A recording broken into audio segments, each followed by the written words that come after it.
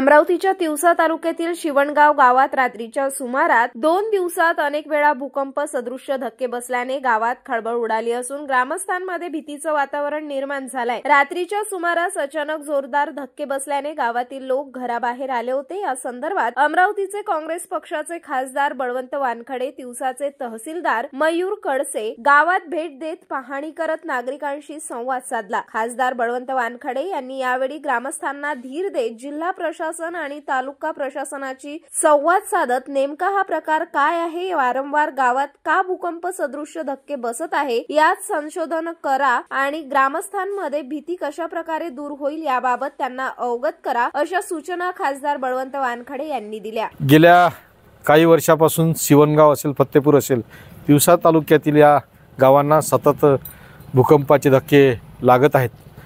काल रात्री तर खूप मोठा धक्का हा लागलेला होता, संपूर्ण गाव जागी त्यामुळे झालं होतं। ही भविष्यातली कदाचित एक वेगळी घटना घडू शकते, म्हणून सातत्यानं जे काही प्रशासन आहे, प्रशासन तर तत्पर आहेच।